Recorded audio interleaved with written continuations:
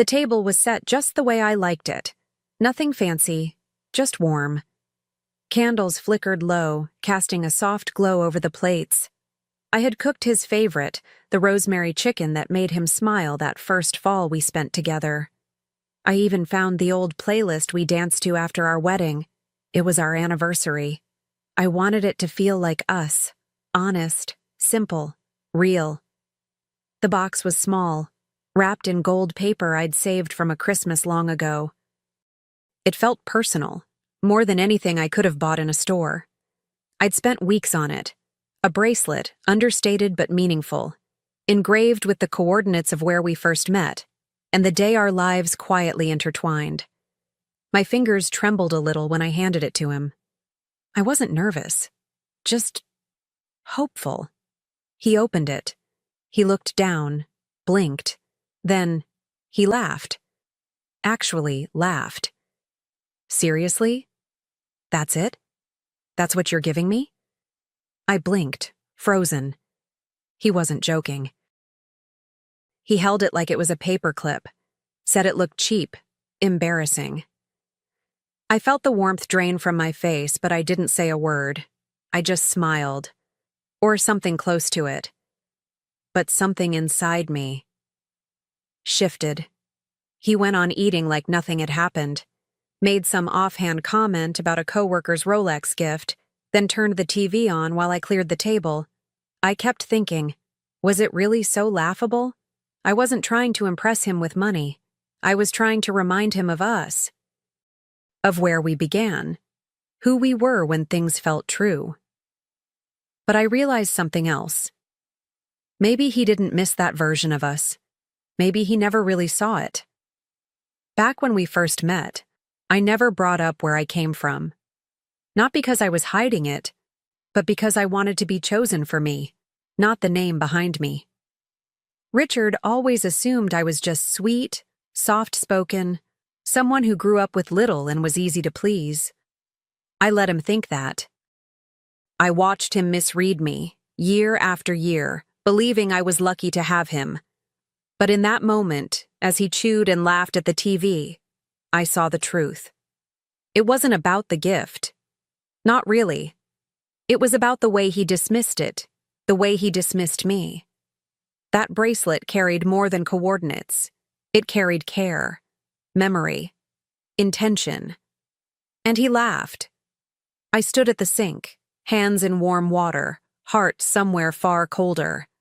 That night, I didn't cry. I just listened to the sound of the dishwasher and made a quiet decision. One I wouldn't speak aloud. Not yet. The house was quiet after he went to bed. I stayed in the living room, lights low, that little bracelet resting on my palm. I turned it over again and again, like I was trying to make sense of it. But it wasn't the bracelet that needed understanding. It was him. Or maybe it was me. Finally seeing what I hadn't wanted to see. How long had I mistaken silence for peace? Dismissiveness for humor? I thought about the years, the birthdays, the holidays, the small celebrations where I brought meaning and he brought presents. Just enough to check a box. I used to tell myself he wasn't cold, just distracted. Not cruel, just tired. But his laughter that night, sharp, careless, wasn't the sound of a tired man. It was the sound of someone who never looked closely enough to know when something came from the heart. I placed the bracelet in my keepsake drawer, not because I was ashamed, but because I wanted to remember how it felt to give something real, and how it felt to have it tossed aside. I wasn't angry, not yet, but I was no longer naive. The celebration may have been humble, but the storm that followed? That would be anything but. The days that followed were quiet, on the surface. Richard went back to his routines as if nothing had happened. He kissed my cheek in the morning, scrolled through his phone at dinner, laughed too loudly at his own stories. I smiled when expected, nodded when necessary. But inside, something had awakened. A part of me I hadn't called on in years. Not since before I chose to leave that world behind. I was raised with linen napkins, old paintings, and stories that came with land deeds. My grandfather's hands built companies. My grandmother's letters built legacy. I never wore the wealth loudly. It clung to me in posture, in calm, in knowing I never had to ask. But when I married Richard, I wanted something different. I wanted love that saw me without the weight of a last name. So I kept the estate separate, never mentioned the foundation, never corrected him when he called me just a small-town girl. He never asked. He assumed. And I let him. For years, I chose the quiet life. I planted herbs. I thrifted. I stitched together birthdays with charm instead of credit cards. But after that night, after he laughed, I stopped seeing modesty as grace. I started seeing it as a shield, one that he'd mistaken for smallness. And I wasn't interested in being mistaken anymore. I called the family lawyer the next morning. A quiet voice, Mr. Langston had handled our affairs for decades. Births, deaths, trusts, transitions. He didn't ask questions, just scheduled the meeting. I wore navy slacks, a silk blouse, and the pearl earrings my mother left me. The receptionist greeted me like I'd never been gone. I signed in under my maiden name, not to hide, but to remember who I was before I shrank. We went over documents I hadn't touched since before I met Richard. The original prenup, untouched, generous. The trust agreements. Real estate holdings I had forgotten I technically still owned. My name glowed on every page. Elena Margaret Wells. I felt the weight of it settle back on my shoulders like a tailored coat I hadn't worn in years. Langston adjusted his glasses and asked gently, "Is it time, Miss Wells?" I looked him in the eye. Yes, it is. No anger in my voice, no drama, just clarity. I wasn't punishing Richard. I was protecting the version of myself I'd almost let disappear. There's something about being laughed at when you're offering love. It rewires you, strips away fantasy. What I gave him was real. What he gave back? Dismissal wrapped in arrogance. So now, I was giving him something else. A final gift. One he'd never expect. That night, I sat at the kitchen table while Richard showered upstairs, steam fogging the mirror I'd wiped clean 1,000 times. I laid out the documents one by one, carefully, methodically. The revised estate terms, a declaration of separate assets, a clause that protected every inch of what I had built before and after him. I didn't do it out of bitterness. I did it because I finally saw the cost of making myself small. He had always believed we were equals because I never asked for more. But now, I understood. He didn't see me as equal. He saw me as less. Someone to entertain, to charm, to keep around because I was sweet, quiet, and never asked difficult questions. But I had questions now, and answers too. Ones written in ink, notarized and sealed, ready to change the rules of this entire game. I didn't leave the documents out just yet. I had one more detail to add, one more signature to finalize. The gift he had laughed at would be the last thing he ever underestimated. Because what comes next? Well, let's just say Richard was about to open a box that would redefine everything he thought he knew about the woman he married. He walked through the door at 6:17 p.m., same as always. Jacket on one arm, briefcase in the other, keys landing in the bowl by the door with that familiar metallic clink. I was already gone. But the lights were on, and the kitchen table was waiting for him, just like I always made sure it was. Except this time, instead of dinner, there was a small white box. No ribbon, just a handwritten note propped against it. "You didn't like my last gift," it read. "So I brought you 2 more. He smirked. I know him well enough to picture it. Thought it was a joke. Probably expected something sentimental again. A second attempt at softness. He wouldn't realize until he opened the box that softness was no longer on the menu. He pulled the lid off and saw it. His wedding ring. tucked neatly in a velvet pouch. His smile faded. Then came the papers, clean, professional, devastating. A new legal agreement, signed and witnessed, outlining the irrevocable severance of any claim he might have once had to my estate. Every line a quiet strike, every clause a mirror. And beneath it all, in its own sealed envelope, were the divorce papers. Signed by me. My handwriting in black ink where promises used to live. His laugh, once careless and loud, was now replaced by a silence he couldn't fill. He sat down slowly, like the weight of the chair wasn't enough to hold what had just landed on him. I imagine his hands shaking slightly as he flipped through the pages, each one confirming this wasn't a prank or a warning. It was final. It was real. His eyes scanning for loopholes, for a hint that this could be undone. But there weren't any. I'd made sure of that, with the same care I once used to wrap his gifts. What stung more, I think, was the realization that he had never known me. Not truly. He saw my kindness as lack, my warmth as weakness. He mistook my quiet nature for submission. But those documents told another story, one about a woman who could build empires and walk away from them too. A woman who watched, learned, and waited, until the day she decided to reclaim her voice, in ink and in silence. Maybe he remembered that dinner now. The gift he mocked. The moment my eyes dropped, but my mind stood tall. I had given him one last chance to see me, and he laughed.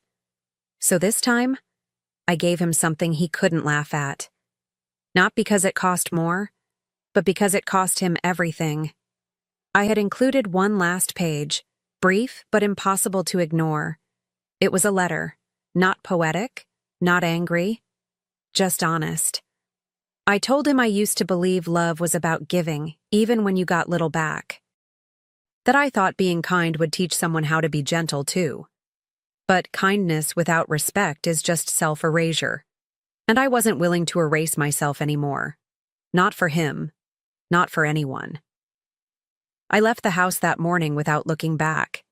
My bags weren't heavy. Most of the weight I'd carried wasn't physical. It was emotional. Years of holding up a man who never once asked if I needed holding too. As I drove away, I didn't cry. I felt still. Strong. Like I had just stepped out of a costume I forgot I was wearing. One stitched together with patience, hope, and shrinking expectations. Richard would sit there for hours, I imagine, with everything spread out in front of him, symbols of what he lost, not just in wealth, but in substance. And when he finally stood up, alone in that quiet house, maybe he'd realize the irony. The woman he laughed at? She'd just handed him the most powerful thing she ever owned, her absence. The calls started the next day. First just 1, then 4, then 12. Voicemails filled with stammering, disbelief, and frantic explanations. It was a joke, Elena. You're overreacting. Come on, it was just a bracelet. The more he spoke, the smaller his words became. Like he was realizing, too late, that he wasn't just apologizing for a laugh. He was apologizing for years of looking at love and seeing something disposable. I didn't block his number. I let the phone ring. Because silence sometimes is louder than any scream. I think he expected tears, maybe anger, maybe a dramatic scene. But I didn't owe him a storm. What I owed myself was peace. The kind that comes when you stop begging to be seen and start choosing to walk away. He didn't know how to process that. Most men like him don't. He showed up at my sister's house once, unannounced, said he just wanted to talk like adults. She didn't let him in, said I wasn't there. He stood outside looking lost. My sister told me his eyes were glassy, like he couldn't believe the ground had actually shifted. That the woman he once called sweet but forgettable had become untouchable. And no amount of backpedaling could put her back in his reach. He tried appealing to the past, sent photos of us from better days, Vacations, birthdays. That blurry one from our first apartment when the sink overflowed and we laughed for hours. But the memories didn't move me. Not because they weren't real, but because I was the one holding them up all along. His version of us had always been curated through comfort, through what I gave. Now, stripped of that, all he saw was his own reflection, and it terrified him. The apology texts got longer, more desperate. "You were right," one said. "I didn't see how much you carried." Another one read, "I should have told you I was proud of you more." But the truth is, if a man only realizes your value once he's lost the benefits of it, it's not clarity, it's panic. He wasn't mourning me. He was mourning the version of his life I made easier, warmer, more whole. I spoke to him once, just once. He asked me why I was doing this. His voice cracked, soft, like the man I thought I married.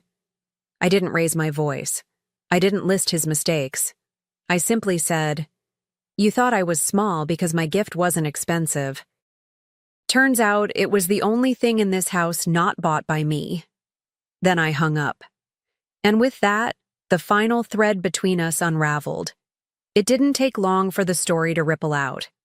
Friends noticed I wasn't wearing my ring. Colleagues of his whispered in offices and lifted their eyebrows over coffee breaks.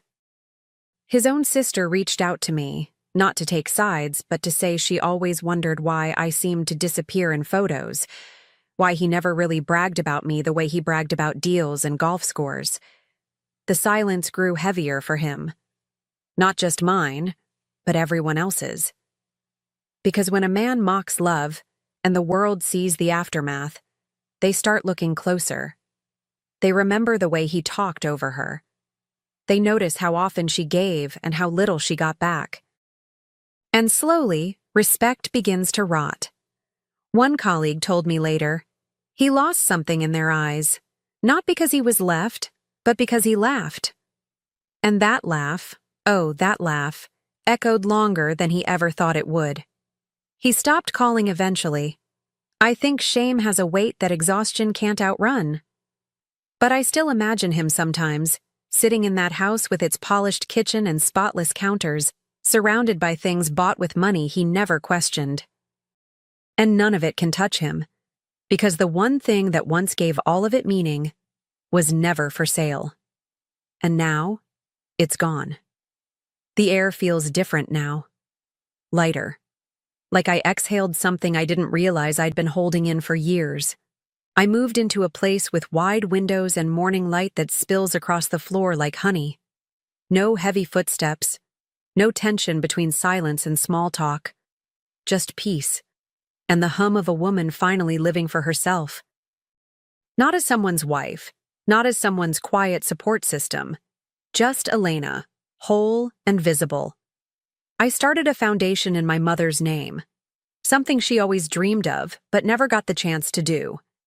We fund women-owned startups and scholarships for girls from towns like mine. The irony isn't lost on me. I gave so much to a man who couldn't see value in sentiment. And now, I spend my days investing in meaning. In women who give not to be praised, but because it's in their bones to build something real. I travel when I want. I sit at cafes and people watch without needing to rush home and reheat leftovers. I meet new people, but I don't lead with who I was married to. I don't need to. My story no longer orbits around him. It spirals outward, brighter, fuller. I am not bitter. I am not broken. I am simply better. Not because he left, but because I finally arrived in a life that was waiting for me all along. Sometimes I hear about him, through mutual friends, or an article someone sends without context. He's still working the same job, still dining at the same restaurants, still making noise where silence would have served him better. But there's a dullness to his name now. No edge, no admiration. Just a man who laughed at love and never learned how to rebuild it. Reputation once cracked doesn't shine again. It splinters. I don't wish him pain, truly. That would mean I still carried him in my heart. and I don't. What I carry now are softer things: the scent of books in the morning, the sound of waves when I visit the coast, the joy of being around people who listen, really listen, who laugh not at, but with. There's something sacred about building a life from your own hands, no matter how long it takes to start. The funny part is, I still give gifts. Thoughtful ones, quiet ones, the kind that say, "I see you." Last month, I gave my assistant a handwritten letter and a tiny silver charm for her bracelet. She cried, said no one had ever paid attention like that before. And in that moment, I smiled. Not because I was proud, but because I remembered. A real gift isn't about the cost. It's about what it holds. It happened just last week. I gave someone a gift. Small, wrapped in brown paper, nothing grand. Inside was a hand-bound notebook, pages stitched with care, the first line written in gold ink. "For everything you haven't said yet." When they opened it, their eyes softened. They held it like it was something sacred. And they said the words he never did. "This means everything." No laughter, no mockery, just presence. And in that moment, I felt the full circle of it all. The woman who once stood quiet beside a man who dismissed her heart now stood centered in her own story, no longer shrinking to fit someone else's comfort. It wasn't about revenge. It was about return. Returning to myself, my worth, my voice. I didn't have to scream it. I just had to live it.